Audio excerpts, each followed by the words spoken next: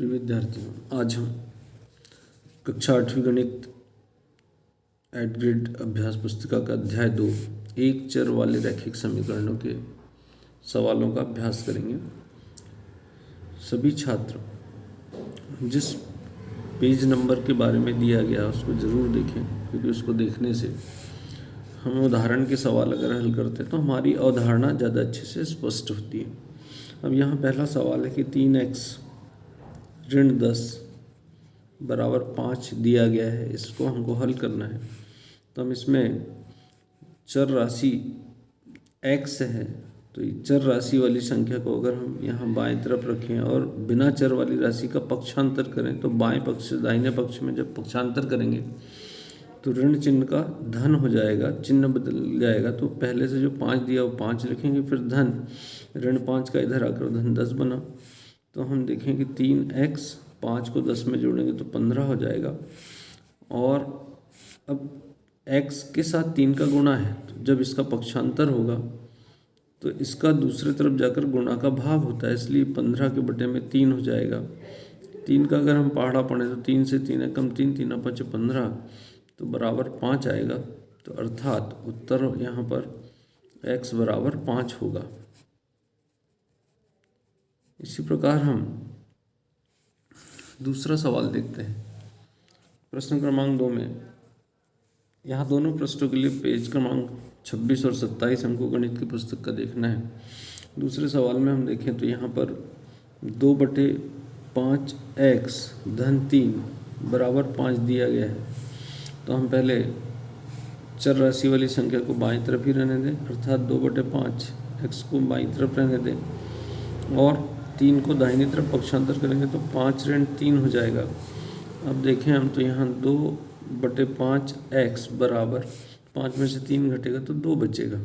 अब हम यहाँ 2/5 का जब पक्षांतर करेंगे तो ये 5 ऊपर चला जाएगा और 2 नीचे आ जाएगा। तो x बराबर 2 × 5 बटे में 2 आ जाएगा, तो 2 से 2 कट गया, तो अर्थात x बराबर 5, अर्थात x का मान हो जाएगा 5। इसी प्रकार हम तीसरे सवाल में देखें तो इस सवाल में किसी संख्या को 1/3 में से घटाने और परिणाम को 4 से गुणा करने पर 28 प्राप्त होता है, तो वह संख्या क्या होगी।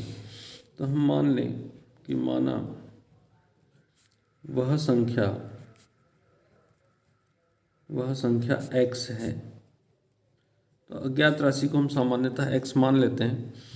इसी प्रकार यहाँ पर तब प्रश्नानुसार प्रश्न में जो दिया गया है उसके अनुसार यदि हम इसको गणितीय कथन में बदलते हैं तो x में से 1/3 में से घटाने किसी संख्या को 1/3 में से घटाने पर, तो किसी संख्या को 1/3 में से घटा रहे हैं मतलब 1/3 ऋण x और परिणाम को 4 से गुणा करना, और परिणाम को 4 से गुणा किया तो हमें 28 प्राप्त होता है। तो यहाँ पर हमको 28 प्राप्त हो रहा है। तो हम यहाँ पहले इसको सरल करने के लिए 4 का पहले इसमें गुणा करें, तो ये बन जाएगा 4 का गुणा जब 1/3 में होगा तो ये बन जाएगा 4/3 ऋण 4x बराबर 28। अब हम चर राशि x ऋण x ये ऋणात्मक है, तो चाहो तो हम इसको धन में बदलने के लिए 4x का दूसरी तरफ पक्षांतर अगर हम कर देते हैं तो यह 4/3 28 को हम इधर ले आए और 4x को हमने उधर पक्षांतरित कर दिया। अब यदि हम यहाँ से अगर या तो हम लघुत्तम लें या फिर 3 को हटाना चाहें तो पूरे समीकरण को 3 से गुणा भी कर सकते हैं। तो अगर हम पूरे समीकरण को 3 से गुणा कर दें, क्योंकि हमको नीचे से 3 हटाना है इसलिए हम 3 का गुणा कर रहे हैं, तो अगर 3 का गुणा किया जाए तो यहाँ पर क्या होगा 4/3 × 3 ऋण 28 × 3 बराबर 4x × 3। तो ये 3 से 3 कट जाएगा, तो ये 4 ऋण 3 8 24 का 4 हसिलाए 2 3 दूनी 6 और 2 8 बराबर 4 × 12x। अब हम देखें यहाँ पर 84 में से 4 घटेगा तो ये ऋण 80, तो यहाँ पर बच जाएगा ऋण 80 बराबर 12x। तो x बराबर ये 12 का पक्षांतर जब हम करेंगे तो ये ऋण 80/12। अब इसका सरलतम रूप क्या होगा? अगर 4 से काट दें तो 4 तिया 12, 4 दूनी 8, तो x बराबर ऋण 20/3। इसका उत्तर होगा यही, इसमें x का वह संख्या ऋण 20/3 होगी। हम सवाल क्रमांक 3 में देखें, दो संख्याओं का अनुपात 5:3 है और उनमें अंतर 18 है, तो संख्याएं ज्ञात कीजिए। तो जब इस प्रकार का अनुपात दिया होगा तो हम माना वे संख्याएं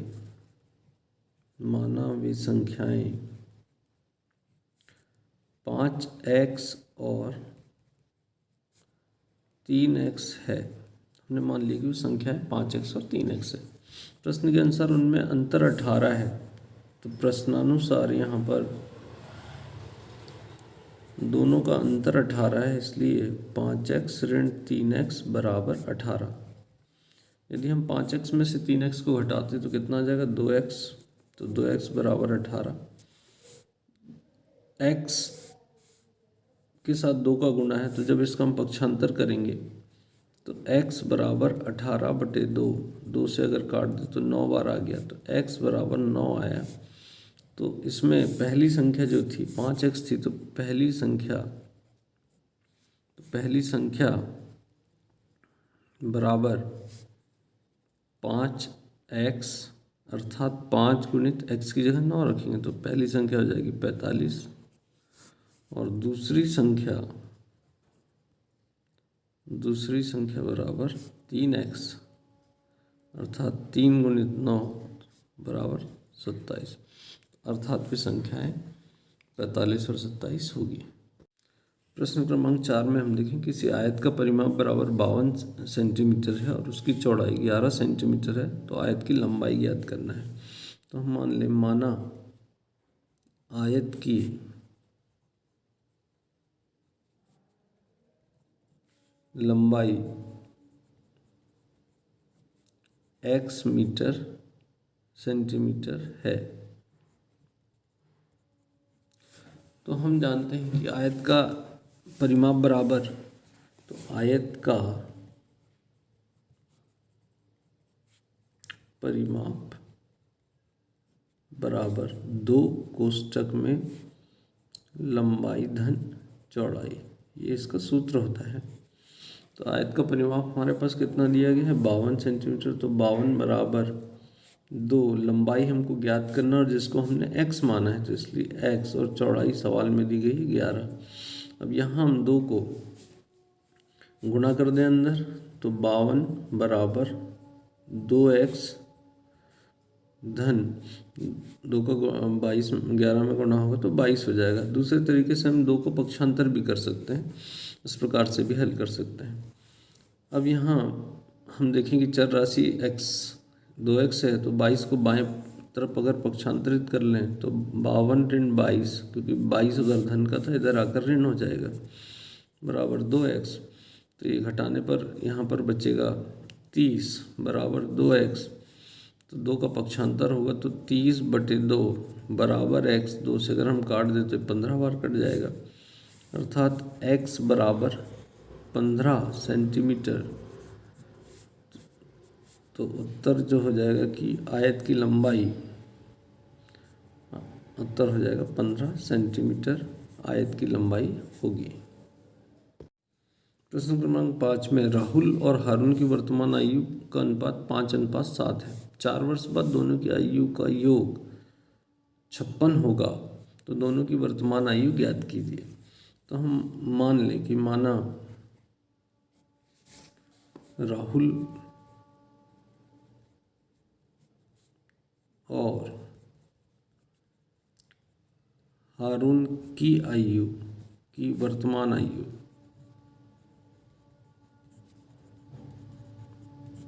5x एवं 7x है। 5:7 है, इसलिए हमने 5x और 7x माना। 4 वर्ष बाद दोनों की आयु, तो 4 वर्ष बाद राहुल की आयु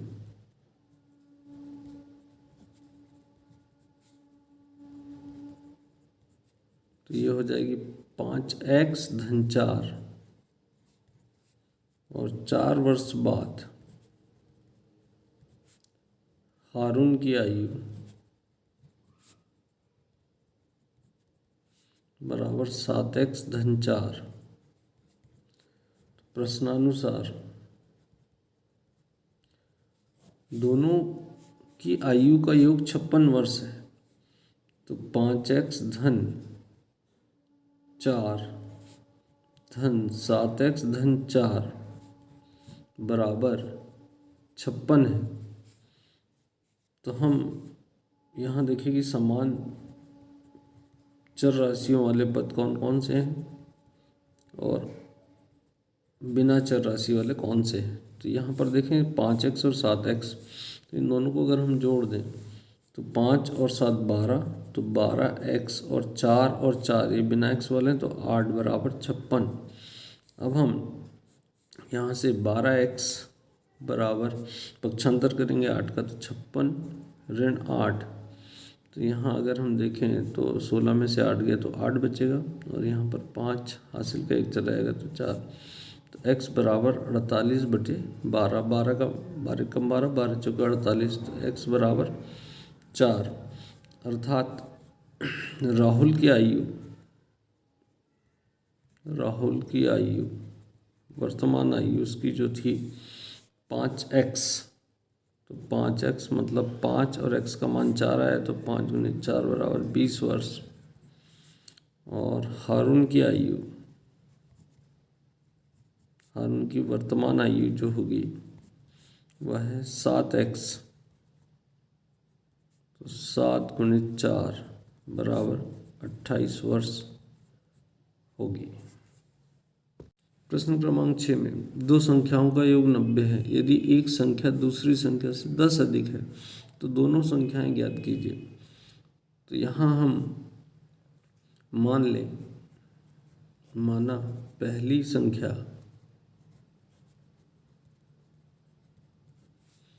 x है।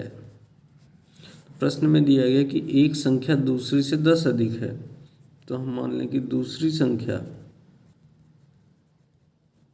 बराबर x धन 10, तो दूसरी संख्या 10 अधिक है इसलिए x धन 10 होगी।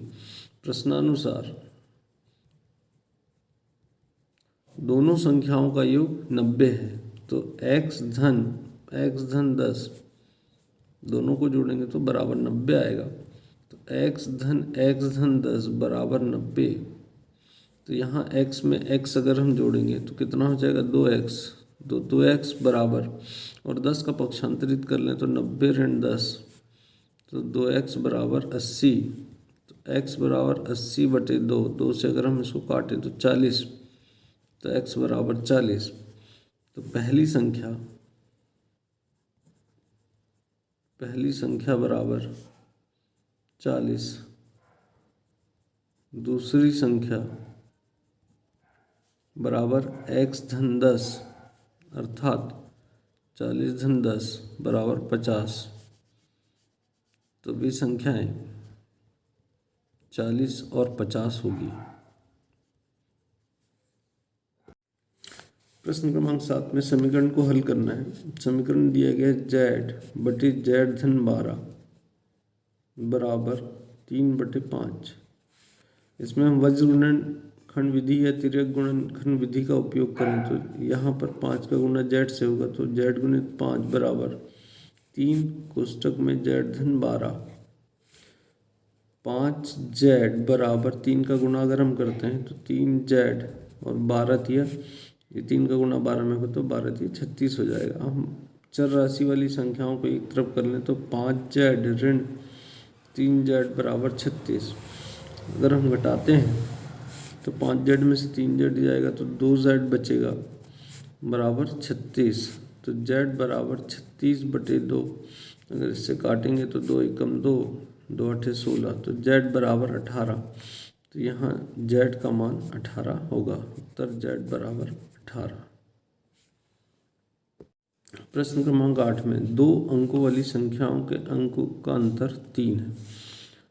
इस संख्या में इसके अंकों को के स्थान बदलकर प्राप्त संख्या को जोड़ने पर 99 प्राप्त होता है तो संख्या ज्ञात कीजिए। तो जब भी इस प्रकार की 2 अंकों वाली संख्या का सवाल हम आता तो सबसे पहले इसमें एक इकाई का अंक माना, इकाई का अंक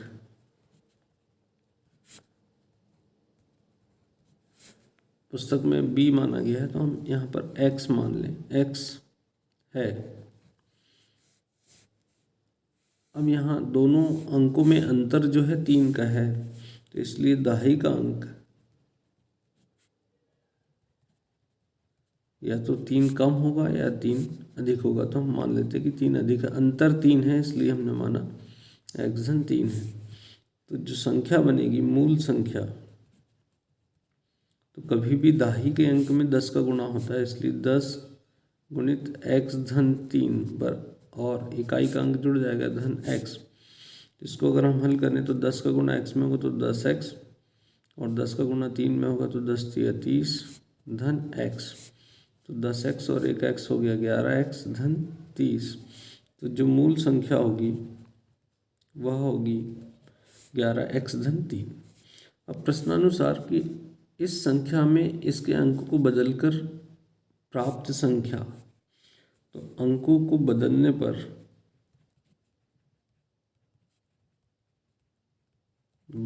पर प्राप्त संख्या, तो यदि हम अंकों को बदलते हैं तो इकाई के स्थान पर दाही का अंक और दाही के स्थान पर इकाई का अंक आ जाएगा। तो जो नई संख्या बनेगी वह होगी 10 गुणित x धन 3। तो ये हो जाएगा 10x धन x धन 3 बराबर तो 10 और 1 11, 11x धन 3।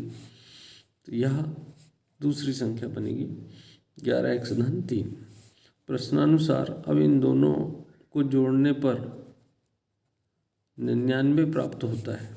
तो पहली संख्या ये थी 11x धन 30 और दूसरी ये है, तो दोनों को अगर हम जोड़ें तो 11x धन 30 धन 11x धन 3, दोनों को जोड़ने पर यहाँ प्रश्न के अनुसार 99 प्राप्त होता है।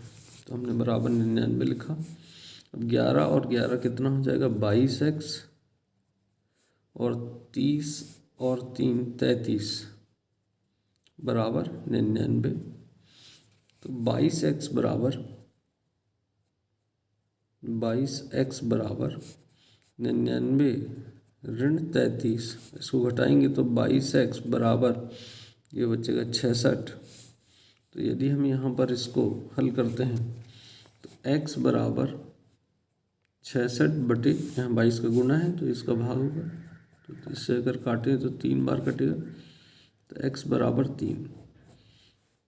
तो जो संख्या होगी, जो मूल संख्या होगी, तो अभिष्ट संख्या, अभिष्ट मतलब जो हमको चाहिए, तो वो मूल संख्या क्या थी हमारी 11x धन 3 थी। तो 11x धन 30 है तो 11 गुणित 3 धन 30, तो 11 × 33 धन 30, तो इसको जोड़ने तो ये हो जाएगा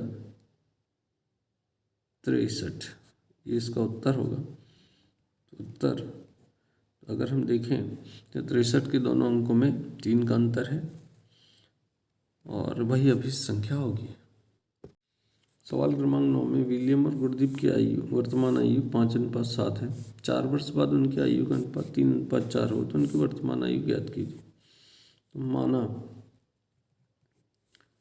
विलियम और गुरदीप की आयु की वर्तमान आयु 5x एवं 7x है। तो 4 वर्ष बाद आयु, दोनों की आयु में 4 जुड़ जाएगा और उसका अनुपात जो दिया है 3:4 है। तो प्रश्नानुसार अगर हम दोनों की आयु में 4 जोड़ दें तो 5x में भी 4 जोड़ा और 7x में भी अगर हम 4 जोड़ें तो इसका जो अनुपात है वह दिया 3:4 मतलब 3/4। इसमें हम वज्र गुणनखंड या तिर्यक गुणनखंड करके जब हल करेंगे तो 5x धन 4 गुणित ये 4 का गुणा यहाँ पर हो जाएगा बराबर 3 के साथ ये 7x धन 4 होगा। 4 का गुणा करेंगे तो 20x, 4 चौके 16, 3 का गुणा इसमें हो तो 21x, 3 चौके 12, तो 20x ये चर राशि 20x ऋण 21x हमने चर को एक तरफ कर लिया और 16 को इधर पक्षांतर करेंगे तो 12 ऋण 16। तो इसमें से जब घटेगा तो 21x में से घटा तो ऋण x बराबर यहाँ पर बचेगा 16 में से 12 घटेगा तो ऋण 4। दोनों तरफ से हम इसको ऋण से ऋण को अगर कट कर दें या काट दें तो x बराबर 4 होगा। तो विलियम की आयु, विलियम की वर्तमान आयु जो होगी बराबर 5x थी, तो 5x तो बराबर 5 गुणित 4 बराबर 20 और गुरदीप की आयु बराबर 7x है, तो 7 गुणित 4 तो 7 चौके 28 वर्ष। तो इस प्रकार से इनकी आयु 20 वर्ष और 28 वर्ष होगी। प्रश्न क्रमांक 10 में हम देखें कि समीकरण को सरल करते हुए हल करना है। x धन 4x ऋण 2 3x ऋण 9, तो x धन जब 4 का गुणा x में करेंगे तो 4x, 4 दूनी 8, 3 का गुणा x में होगा तो 3x और 3 का गुणा 9 में 27। हम x वाली अब ये देखें कि x और 4x जोड़कर कितना हो जाएगा 5x ऋण 8 बराबर 3x ऋण 27। अब हम 5x और ये 3x को बाईं तरफ पक्षांतरित करेंगे और ऋण 27 और ये 8 दाहिनी तरफ पक्षांतरित करेंगे तो धन 8, तो 2x बराबर 27 में से घट जाएगा तो यहाँ पर 17 में से 8 गया तो ये बचेगा 9, तो ये हो जाएगा ऋण 19। अब यहाँ पर ऋण 19 तो x बराबर ऋण 19/2 इसका उत्तर होगा। तो x का मान ऋण 19/2 होगा।